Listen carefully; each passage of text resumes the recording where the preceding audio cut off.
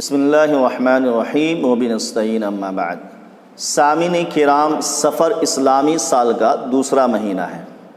اسلامی سال کے 12 مہینے ہیں، ان میں سے اکثر کے فضائل قرآن و حدیث میں بیان کیے، کسی کے کم اور کسی کے زیادہ۔ نبی کے صلی اللہ علیہ وسلم کی زبان سے بیان ہونے والی ان فضیلتوں کو حاصل کرنے کے لیے مسنون اعمال کرنا ایک مسلمان کی شان ہے اور اطاعت رسول صلی اللہ علیہ وسلم کا حقیقی مفہوم ہے۔ ایک مسلمان کا یہ پختہ یقین ہے کہ دنیا جہان کا کوئی بھی عمل نبی کے صلی اللہ علیہ وسلم کے بتائے ہوئے اعمال سے افضل نہیں ہو سکتا۔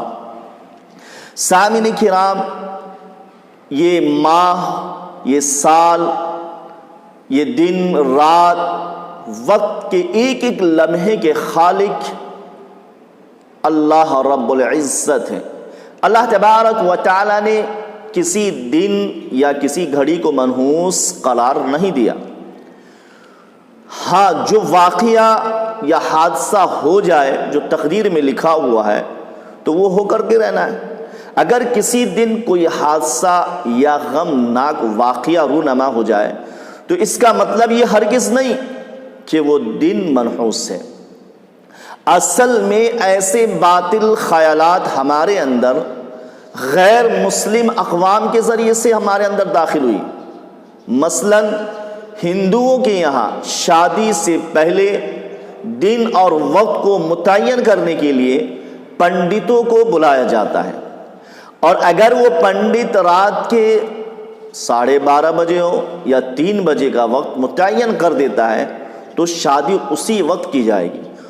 اس وقت سے آگے پیچھے شادی کرنا بدفعلی سمجھا جاتا ہے۔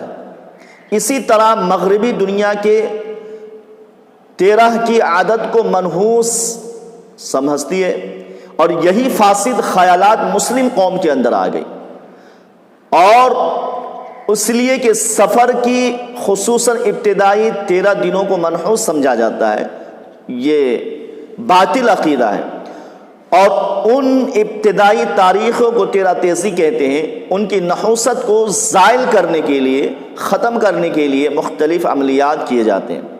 یہ سب کی سب باتیں جہالت کی ہیں، یہ سب کی سب باتیں غیر اقوام سے مسلم کے اندر داخل ہوئی۔ دین اسلام یہ باطل عقائد سے بالکل پاک اور صاف ہے، اور دنوں میں کسی دن کو منحوس سمجھ کر شادی سے رک جانے کی بھی اسلام میں کوئی گنجائش نہیں ہے۔ عرب والے شوال کے مہینے کو منحوس سمجھ کر اس میں شادی نہیں کرتے تھے۔ نبی صلی اللہ علیہ وسلم نے اس باطل کو ختم کرنے کے لیے، اس باطل خیال کو ختم کرنے کے لیے سیدہ عائشہ رضی اللہ عنہا سے شوال کے مہینے میں شادی کی۔ چنانچہ ایک موقع پر سیدہ عائشہ رضی اللہ عنہا فرماتی ہیں، میری شادی بھی شوال کے مہینے میں ہوئی اور رخصتی بھی شوال میں ہوئی۔ اگر یہ منحوس ہے تو مجھ سے زیادہ نصیب والی عورت کون ہے؟ یعنی گھریلو زندگی مجھ سے زیادہ کامیاب کس کی گزری ہے؟ اسی لیے پیارے مسلمان بھائیوں کو قطعاً دل سے یہ خیال نکال دینا چاہیے کہ ماہ، سال میں کوئی دن منحوس بھی ہو سکتا ہے۔ کوئی دن، کوئی ماہ، کوئی گھڑی منحوس نہیں ہے اسلام میں۔